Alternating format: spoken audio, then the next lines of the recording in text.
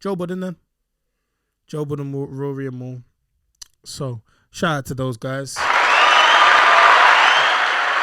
Give you a look around of applause. So yeah, the Joe Budden podcast is over. So give the people them a little synopsis on it. So basically, over the past couple of months, I'd say there's been a bit of tension over in the camp. Joe Budden podcast is probably my first or second favorite podcast out there. After Halfcast podcast, I listen to it the most. What's happened is Rory and Mal just didn't turn up one time. Joe Budden was kind of like, yeah, it would take about a month for them to come back. Like they're just on holiday or whatever, blah, blah, blah. It then turned out that they then came back, cleared the air, and then left again. But now they've left for good. And the reason so we think. I think they're gone. I think they ain't coming back. I think that podcast is dead. But what happened was, in the time that they were gone, Joe started doing the podcast still with two new guys called Ish and Ice, and the podcast banged. Hey, listen, I can't lie. I like Rory and Mal, but I like Ice and Ish.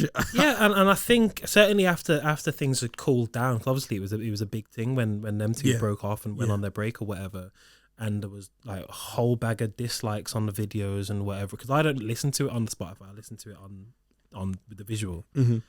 But like over time, people were getting receptive to these, man, and I feel like that underscored how the value, how unimportant in a way yeah, that Rory and Mal are, because it's obviously nice as a 3-piece, but it's all about Joe, innit?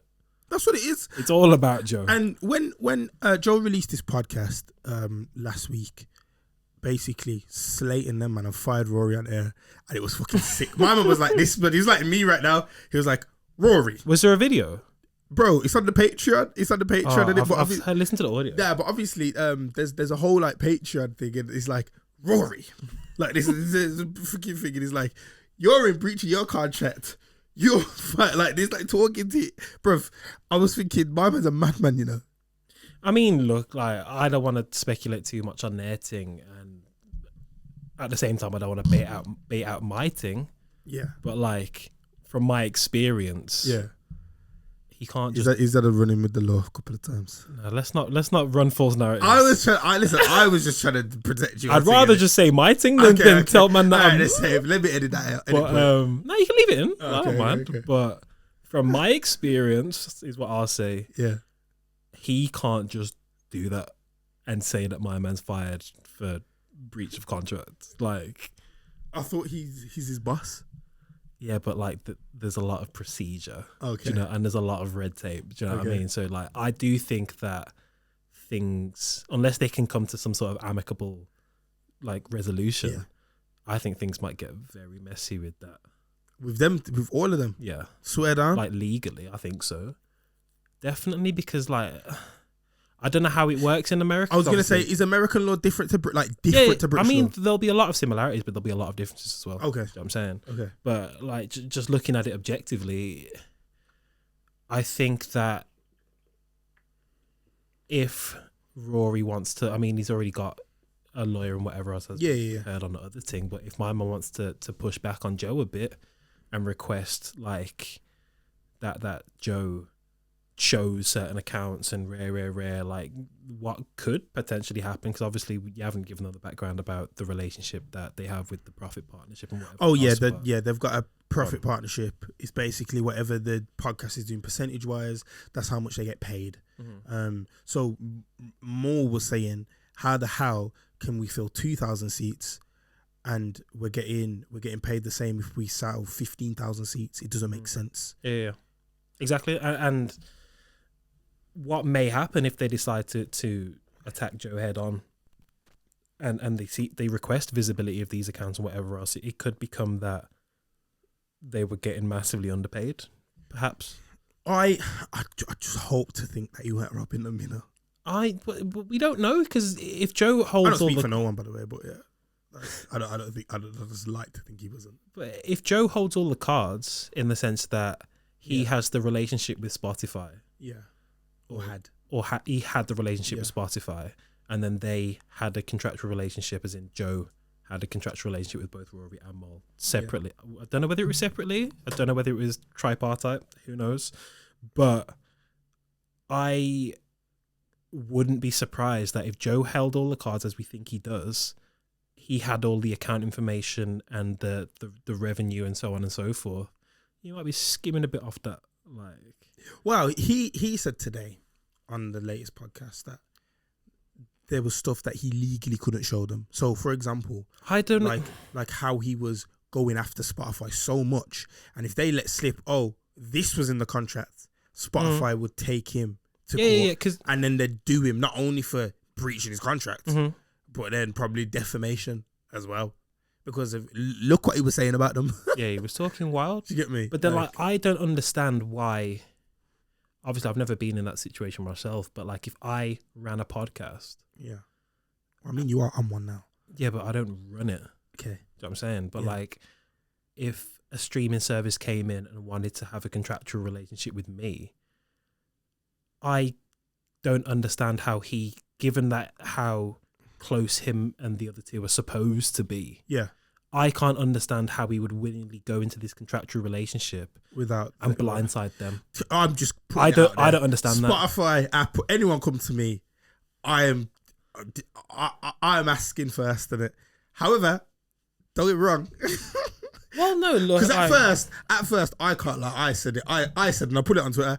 I put them man need to play the position because them man need to know that Joe is the money maker. He is, and that them man need to fucking realize they are replaceable. Like we see, but it's always been known that they are replaceable. And for me, someone was like, "Oh, how can you do his boys like that?" I said, "It's not. It's business." I said, "Yeah." For example, he runs the Joe Budden podcast, and for me, the podcast got more bigger after he left Everyday Struggle. Because that's what brought him in the limelight. So I said, people were going there for him. I went over to the podcast for him. Yeah. Do you get me? And I'm sure I'm not the only one. Like, there's millions of people out there that probably... But the issue is, because there's that clip when they went on Charlemagne's thing that's doing the rounds at the minute where Charlemagne basically just said what's happening now. Yeah. But like, that's the issue that you have where you mix a business relationship with a friendship, whether it's, at least... on the face of it, looks like you two are tight, and the reality may be something different, but the lines get blurred in it. So then they obviously feel wronged by him for blindsided them in the Spotify deal or the Patreon deal or whatever else. But yeah, they didn't know about the Patreon deal. They found out about that on the day, and that's why it gets messy when you go into business with your brethren, isn't it? Yeah, because you don't have the same level of red tape and procedure, and do you know what I'm saying? I can't lie to you though, if that happened to us, you know what I do for a living, so you couldn't do me wrong. Let me tell you that for free. No, of course not. I wouldn't even. No, the thing is, I wouldn't even try because I'm not built like that, and I wouldn't do you that. There's no. But at the same time, if the lines were drawn in the sand definitively from the jump, and you said, "Look, I'm gonna have this deal with X. Yeah, I will pay you Y." Yeah. Or we'll have a separate thing off the back of my deal with X. Yeah. I'd be like, safe, innit? Yeah. But I reckon what's happened is Joe's had this deal with them and then they've turned around and he's gone, blood, don't watch that, man. Bro, I thought, because when I first heard it, I thought them man were trying to claim ownership. And I said, as the creative, I would laugh you out my house. And I'd be like, what are you talking about? But didn't they say that they were happy for him to have the intellectual property? I understand that. Yeah. Because I would feel the same way. Yeah. So that's why, I was like, when he explained it as someone who creates stuff and blah, blah, blah, I was like, that's all his. They actually shouldn't, they can't chat shit. Do you get me? Yeah. Obviously, cool, they need a percentage. You can't lowball them, give them 5% in that. Do you know what I'm saying? He needs to give them a bit of money. What do you reckon they've got 10%? I think they got probably about, there's two of them in it, and so probably about 15. Each? Probably. On net profit? So take away all your tax and expenses and whatever else? Probably 15. I'll be screwing with that person. You'd be screwing. How much would you think you need? Because there's a difference in it. Look, there's two of us. Yeah. So I could do a calm 70-30. You get me? I would take 25% of gross, not net. A man said gross. I'd want 25% of gross. 20. 25% of gross. Why are we negotiating this on the 25% of gross? Yeah, anyway. That's fair. We'll figure out. You know how far I travel to come here. I spend money to come here. I work late into the night because I sacrifice my time to come here. 25% of gross. Final offer. Final offer. Safe. Yeah. Nah. You know what it is with Joe. Yeah. I think he's very good with his words. Like he's very good with his words, because I can't lie. Yeah. As I said, when I first heard it and I didn't hear their response, I thought my man isn't in the wrong at all. I think he's not in the wrong for some things, but after hearing their side, I think he's in the wrong for more than he's letting on. Yeah. Yeah, but it's about balance though, isn't it? Because if obviously as consumers we have a relationship with Joe, as you say, we listen to the podcast in the main for Joe. Mm-hmm. And then he's come on his platform and he's telling his side of the story. Naturally, you're gonna be more receptive to what he's got to say, isn't it? Of course. But I don't think that he's very balanced. Not to say that he's got a screw loose or anything, but like I think that once he's got his mind made up, that's it. Yeah, I feel like he drives a hard bargain because he is stubborn and ignorant, and he knows that he is the main draw, the main ticket or whatever. So without knowing all the facts, I feel like it's his fault, man. Yeah, bro. Even like Mo was saying something, and he said that there was that somewhere in New York, and he looked outside and he said, you could just imagine the way he said it. You know, he's like, yeah, man, I got them niggas around the corner. And he's like, what? He's like, no, we've got them niggas around the corner. He was like, you've done shows, yeah. No one was waiting for you. Like, you can imagine the way Joe said that conversation with it. You can imagine.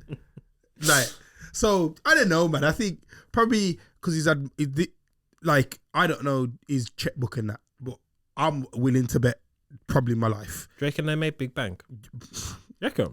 Bro, they sold out everywhere they went. Would you go? And they did a lot. Yeah, they did a lot of tours. I'm not sure I'd go. They did a lot of tours. I'd go. Some of the live shows I watched from the YouTube was really good. I really liked it.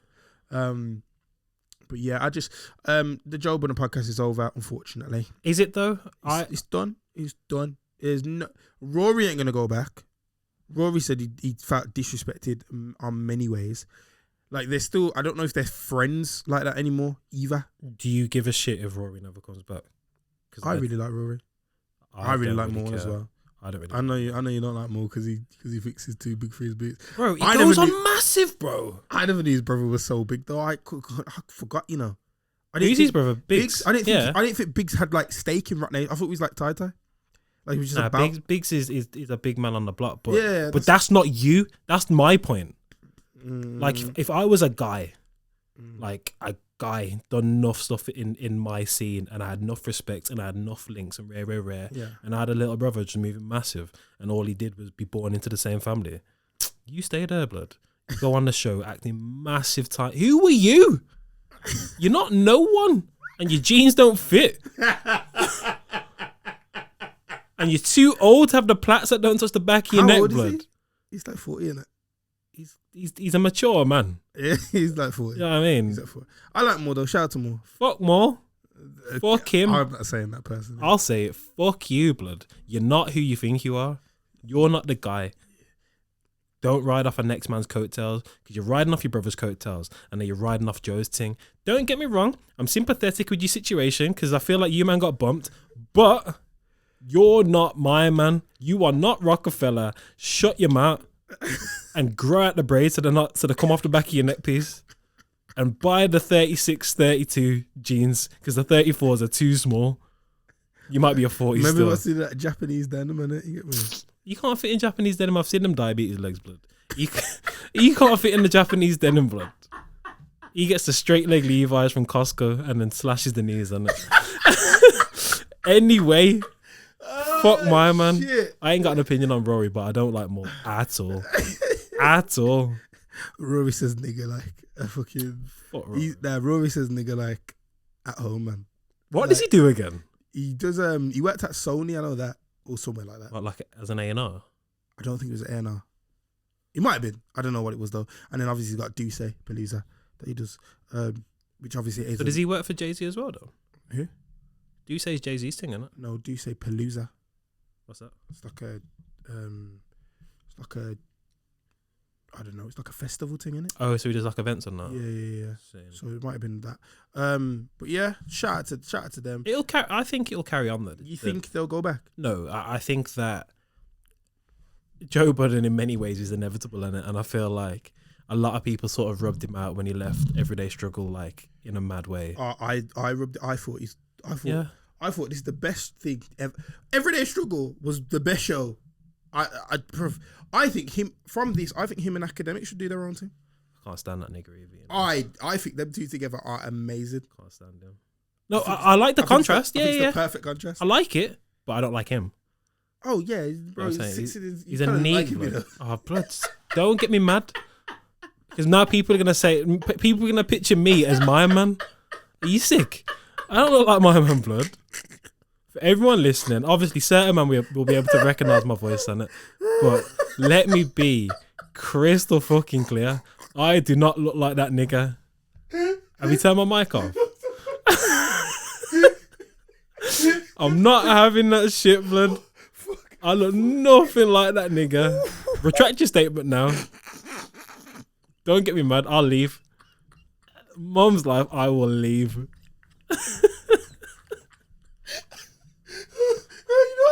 know what's making me laugh? You don't know that kid, don't you? Oh fuck! Do you know what's making me laugh? Remember when Erykah Badu went on there and she was like, "You look like someone," and then she was like, "Jerry from Tom and Jerry, bro." I started fucking blood. Oh my days! Oh shit! Man tried to rubbish me out. You know, I do not look like my man. Oh. God. Anyway, I think the podcast will just rebrand, and I think that it doesn't need to because it's just called the Joe Budden podcast. It's not. It doesn't have the with Rory and Mal. No, but I mean, like, it will shed its old image as like being about the three of them, even though it's about Joe. But like, it'll just bring in them new niggas or whoever, or he'll do his thing with academics. Yeah. And it'll carry on because my man, like, he's got a good thing, man. I mean, he's toxic and he says the wrong thing sometimes, but he's onto a good thing, man. Yeah, he's onto something good, and he's found his thing, innit? Rapping weren't really his thing. Nah, he could rap. He couldn't make songs. Yeah, maybe. That's like a lot of people though. Oh, this is something I wanted to talk about as well. So yesterday, the TI was talking about industry plants, and they're just it made me realize people don't know what they're talking about. I just feel like that's a buzzword at the minute, though. No, because people were calling that Central C a industry plant, and I was like, bro, did man know what that means?